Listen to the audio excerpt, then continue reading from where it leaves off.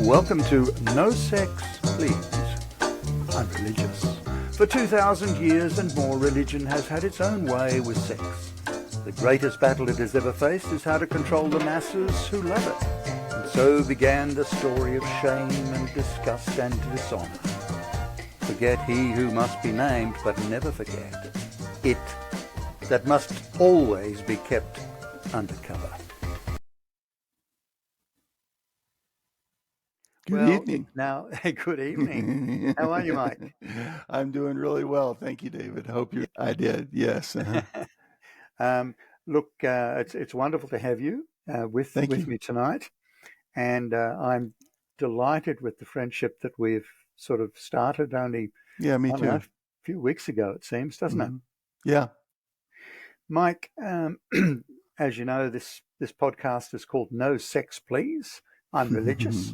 Yes. You are a man of faith. You've retained your faith, and you have quite an amazing story. We'll try and tap into some of that in the next few minutes. But Mike, can I start off when I first started doing these podcasts? As you know, the purpose is to try and raise awareness of the issues for queer people in East Africa primarily, but also the same issues occur around the world. Yes. Because we've been trying to support people for a number of years, and I'm grateful that you've joined us in supporting in the same way. Really honored to do so.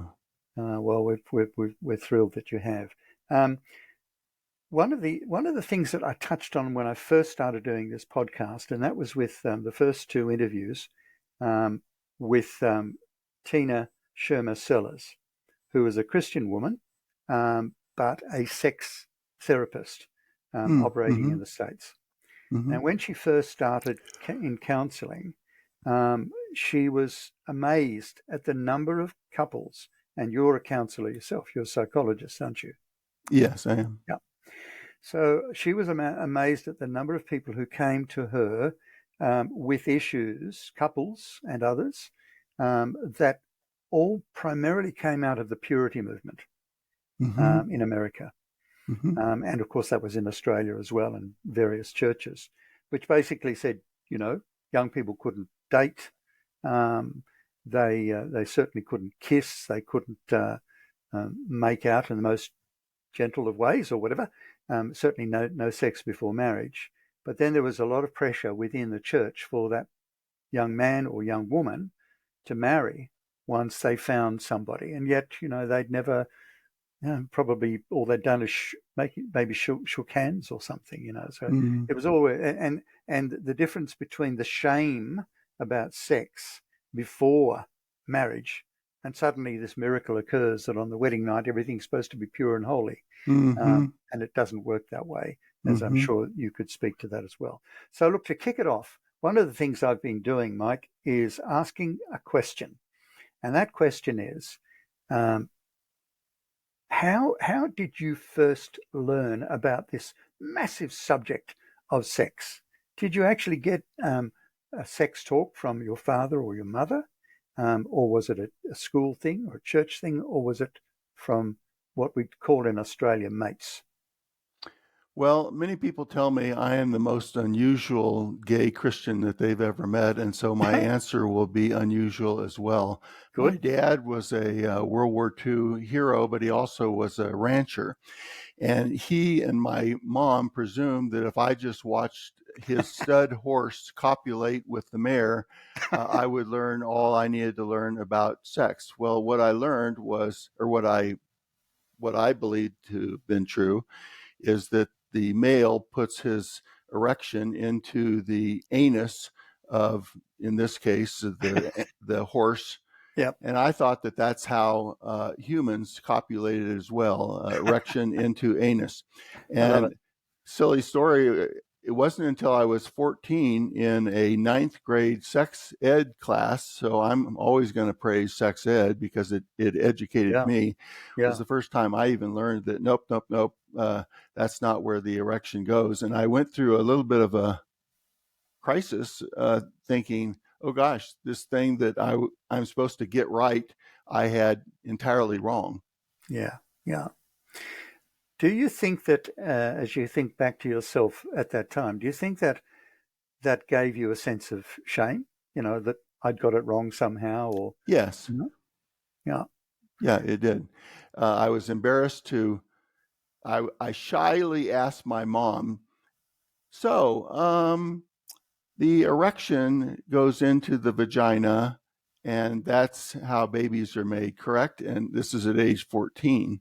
For goodness sakes, many of my peers had already been sexually promiscuous. And she said, yes, that's right. And I remember thinking, oh gosh, was I ever off base regarding this important subject of sexuality? but of course, how we beat ourselves up for all kinds of things, don't we?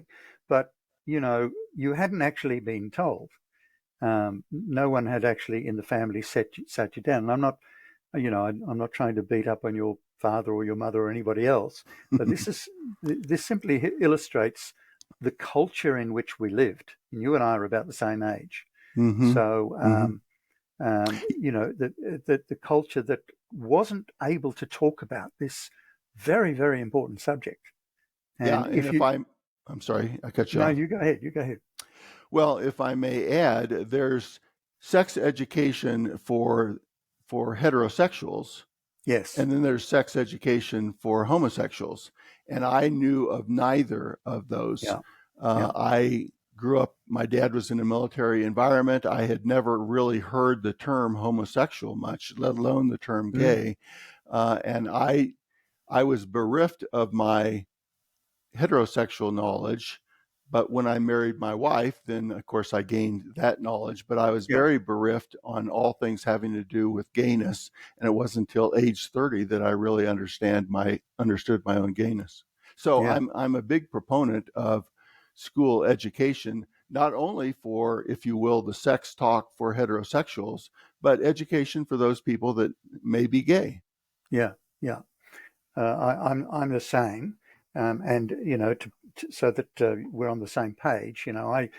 I didn't have a sex talk at all given to me by my Mm-hmm. father, and it was, I think my father was really found that subject very difficult. I mean, it was Mm-hmm. never ever talked about in our house, and my mother was also the same. Um, and so I then never gave the talk to my kids. And Mm-hmm. I've got four children. I've got ranging in age from 45 down to 25, Mm-hmm. and I feel ashamed that I Mm. never could talk to them about that subject. Of course, Uh, these days I'm very free about it, or try to be. mm-hmm. But Yes. Uh-huh. yeah, what about yourself? Were you able to?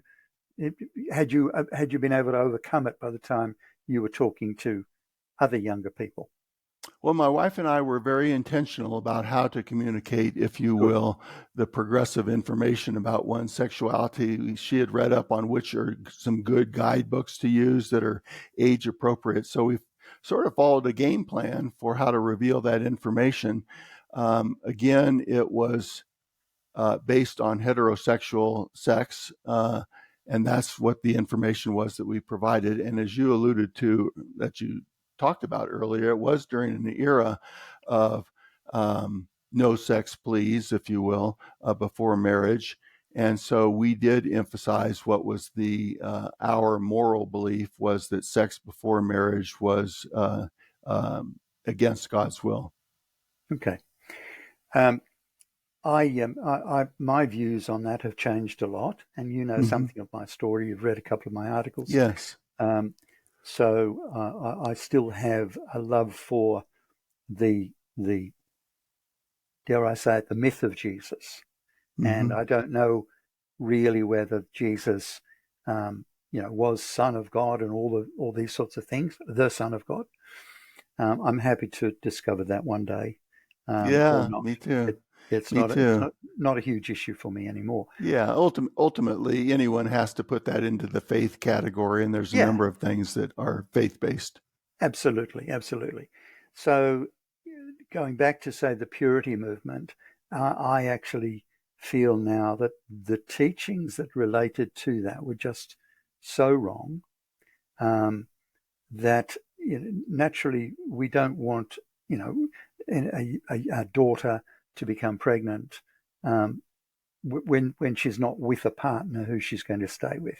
You know, I Mm-hmm. mean that's the ideal, isn't it? Yes. But Uh-huh. but yeah, the shame that circles around the whole issue is something we need to deal with, and it affects people in Africa as well.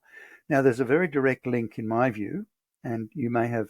I'll ask you your thoughts on this between sex shame, the inability to talk about these issues. I mean, we can talk about everything else pretty much in life, except our political views, maybe, and particularly in recent years. Um, but when it comes to this area, which is so important, you know, it affects every single person on the planet, one way or the other. Um, that this is such a blight on humanity that we can't. Mm-hmm. And I also feel that coming from that is this horrendous persecution of LGBTIQ people in Mm-hmm. Africa, and that you and I are trying to assist with, and also in other places as well. Do you have any Yes. comments about that? Any thoughts from your training? Yeah, absolutely. Just the whole phenomena of being in a state of shame is a phenomena that no one wants to get into, No. regardless of what the nature of the shame is about. So certainly sexuality brings on a degree of shame with it. But shame is something that we should never have to live with, because shame creates internal trauma, and internal trauma creates secrecy about it. And regarding, well, people that act outside of their religious practices, let's just put it that way, feel enormous shame, as though they are letting down God himself, and Mm. therefore they um, feel very bad about themselves. I've done, oh, I can't tell you how many countless hours that I've dealt with gay Christians, and their shame is one of the primary issues. And that was one of the primary methods of my counseling, was trying to reduce their shame about their same-sex attraction. The other thing I will add before stopping is that there's a very strong correlation between shame and sexual addiction. And so if one wants to avoid sexual addiction, then basically you would try to lead a life that is not shame-based. But unfortunately, for those people that lead shame-based kinds of lives regarding their sexuality, there's an extremely high likelihood that sexual addiction will be part of their life. Yeah, yeah, I can get that. Now, I was so impressed, Mike, with the article that you wrote. I'm going to pull it up here so I can refer to it. But you wrote an article which was basically talking about, the fact that there's nothing wrong with being gay. Mm-hmm. And I thought it was one of the best articles that I've read on that subject, and I've read quite a Mm-hmm. few. And Thank you. you repeat that phrase through the article several times. Now, I wanted to ask you that statement, is that actually coming out of the decision that was made by in the States about homosexuality by the authorities? Well, there's a number of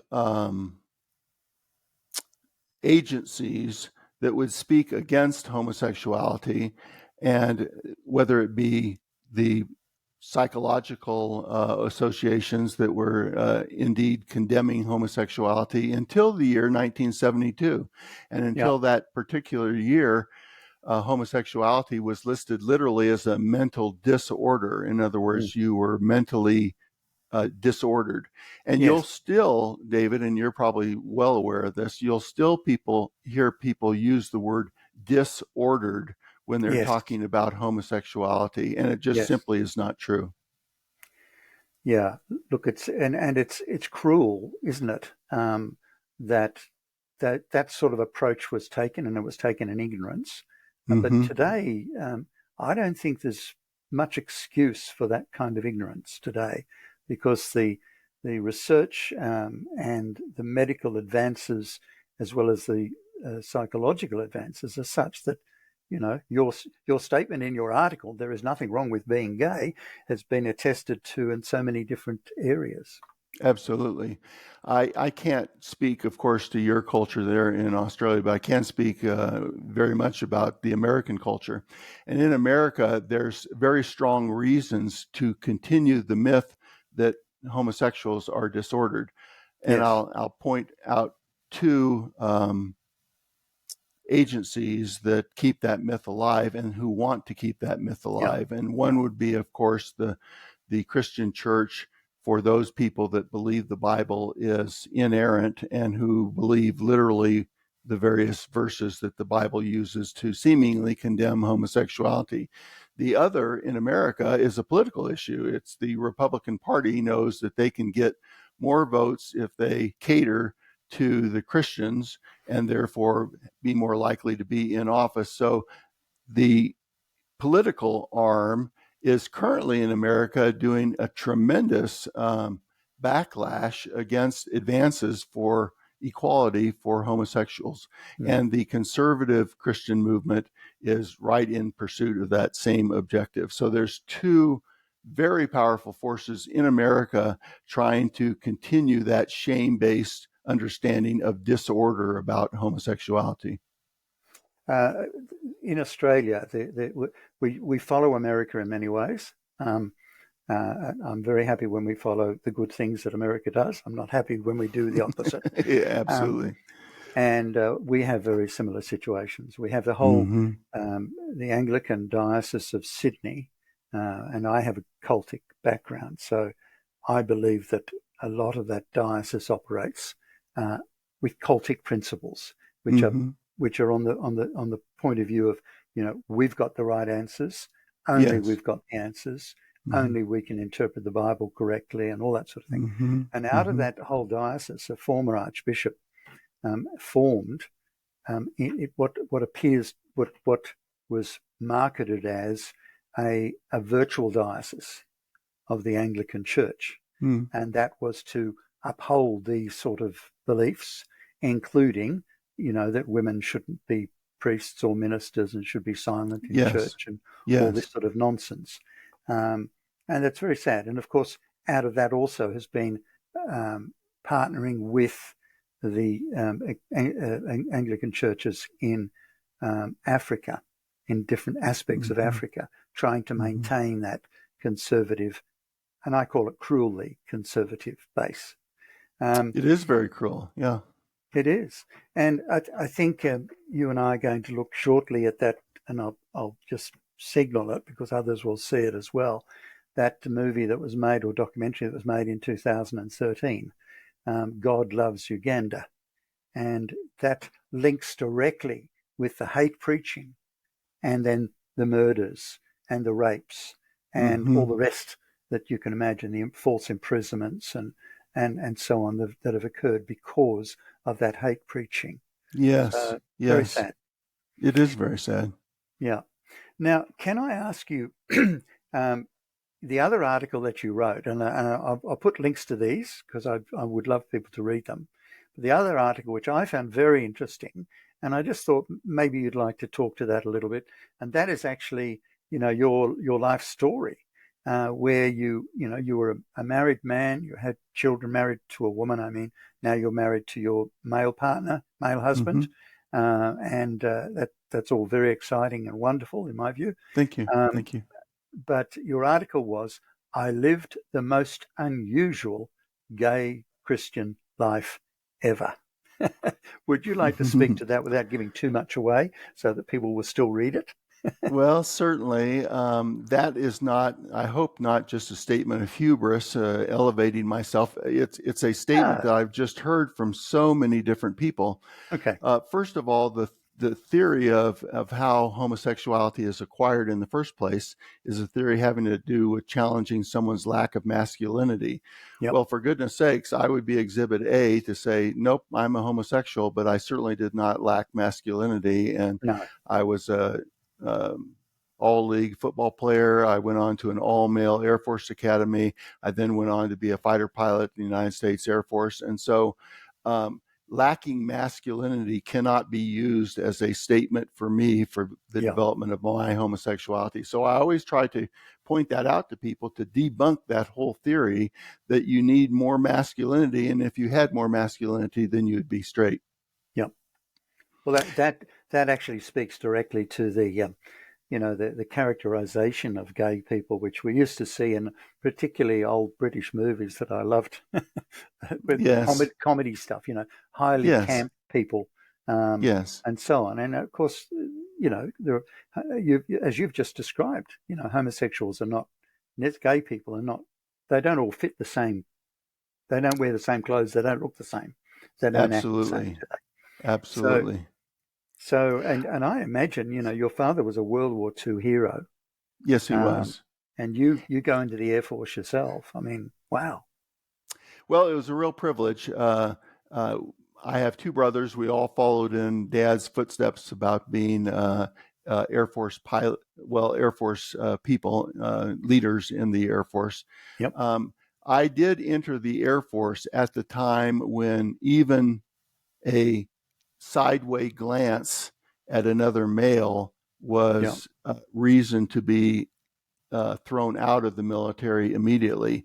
So Yeah. for me, being in the all male shower environment, Mm, which was very eroticizing, just to have very attractive men mm, standing right next to you naked, yep. was a daily challenge for me and for anyone. I shouldn't say anyone, that's not a good word to use, but for many of us who have same sex attractions.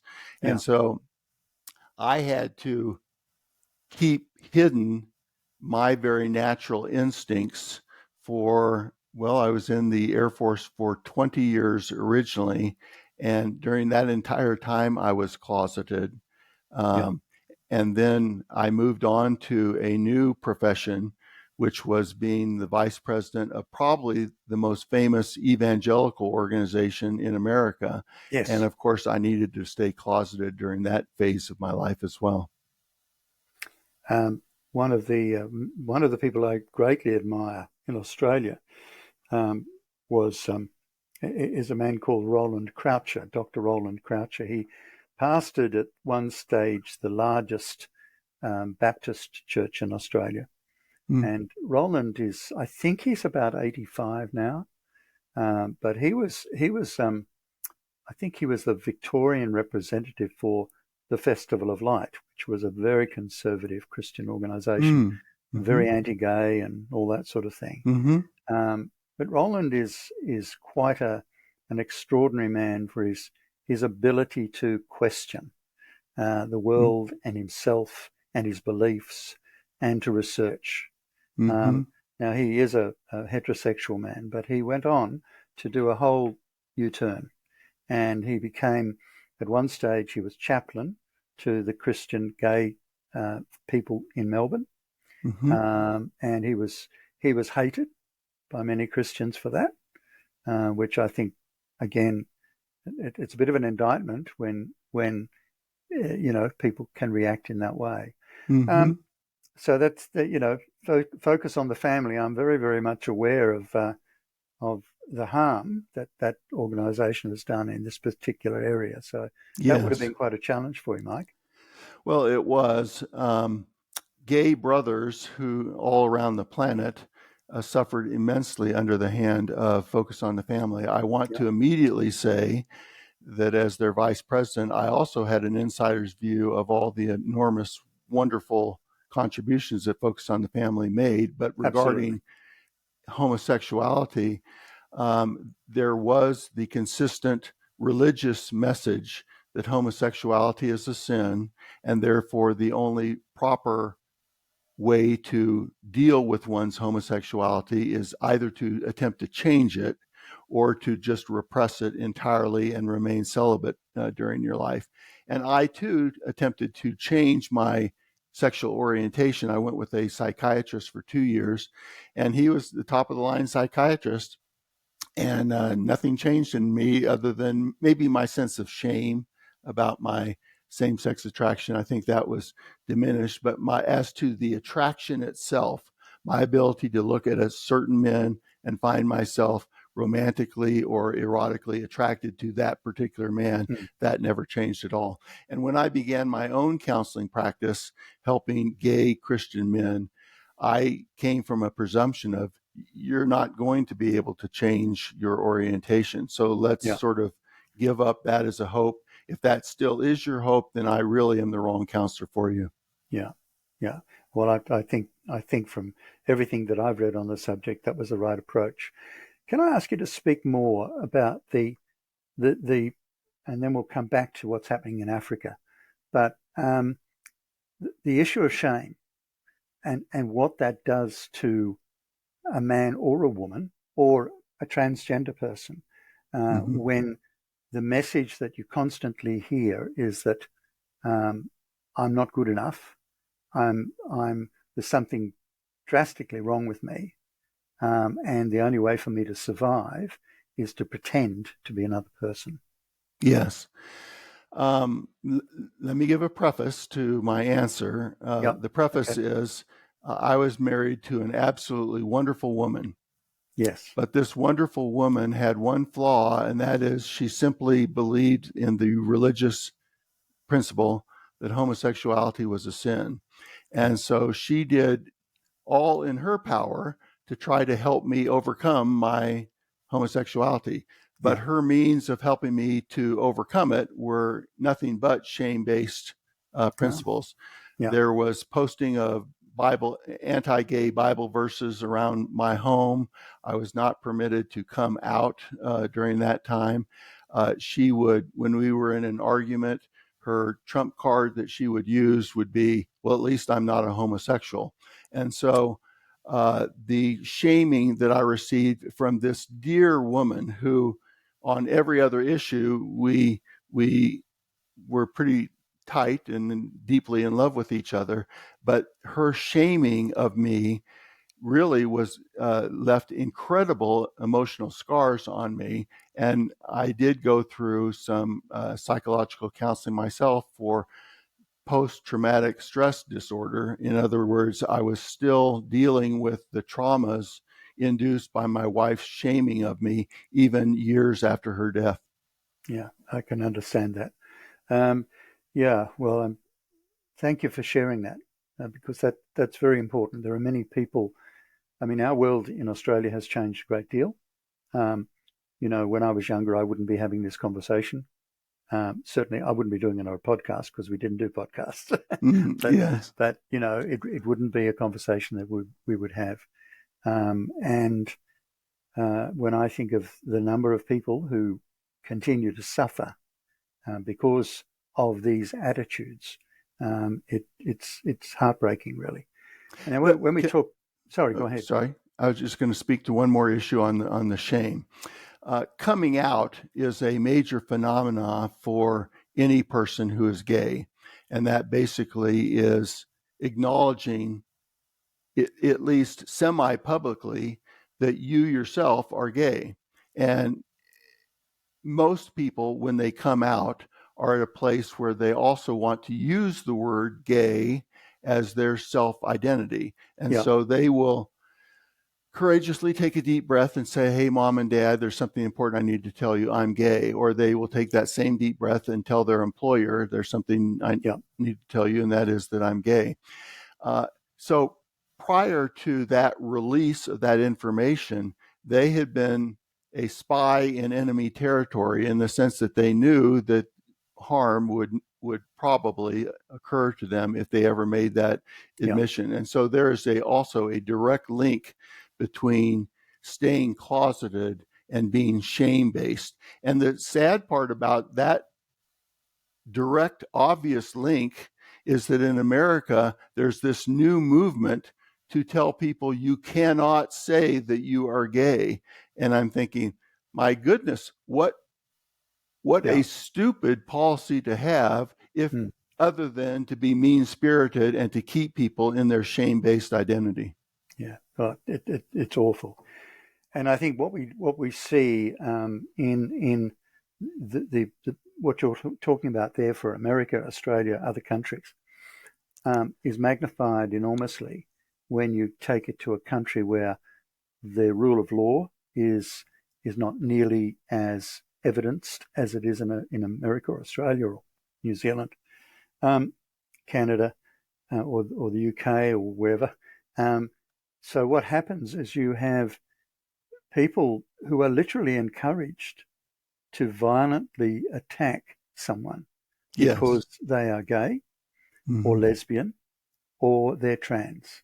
Yes. And you have situations where, and I've interviewed a wonderful man called Onyx in my podcast, and he told the story of his father telling the school that he wished he'd had a machete with him when he came to the school to retrieve his son who'd been found with another young man, and he was chased from his home. And we've got another refugee that I've been working with who's now in Melbourne, and I took him over to another friend today, and that fellow was pursuing freedom for 20 years. Wow. And he identifies as being part of the LGBTIQ movement of people, but life has been horrendous. So the PTSD these people have must be, huge, off the charts. Yeah, absolutely. So what we're doing, and I'll round it off now, Mike. This has been really wonderful, and I'm so grateful for your honesty and also for the great work you're doing. I did want to talk to you about flying. Any stories that you had? Did you see service as a pilot, or were you in the Air Force but not a pilot? I was in the Air Force as a pilot. I emerged in the pyramid as a fighter pilot, which is the top of the flying community. I did go through Top Gun kinds of activities and exercises, and for 2 years of my life was prepared to go into combat and to bomb accurately and to shoot down bad guys in the air. There was no war during the time that I was a fighter pilot, but that was my life work, and I was prepared with one simple phone call to jump into the jet and do my duty. Must have been quite amazing because the skills that you have to have and utilize as a fighter pilot, they're extraordinary, aren't they? They're millisecond decisions. Yeah. I mean, the airplane itself is flying at the speed of sound, and I was told early on as a pilot that you cannot react to what's happening to you. You have to proactively put the airplane into a place where you want to be in its future. So it's a whole different way of thinking. And when you watch Tom Cruise in his Top Gun movies, you get some sense of how swiftly someone has to make decisions. Otherwise, it's their life. Incredible. Absolutely incredible. Well, look, I really want to thank you for the time that you've given me today. Thank you for your friendship, and thank you for supporting these, I think, precious people, really. They suffer so terribly. How to live your life being told constantly that your country hates you. Your life is not worth living. Every person who's been what we these days call LGBTIQ plus knows what rejection is. But this takes it to another level, doesn't it? Mm-hmm. Well, thank you for your kind compliment, but let me return the favor and say what an enormous work that you're doing. Obviously, that's how I became attracted to your ministry was through noticing something that a common friend of ours had contributed to financially to try to help refugees.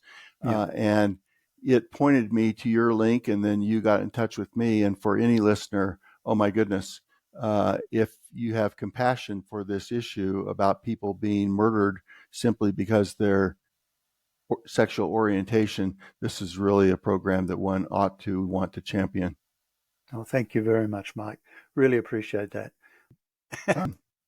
Please don't forget to support the podcast through Patreon, other sources, or direct to our website. This podcast supports refugees who are suffering terribly in Africa because of religious hate. It's time to show them some love.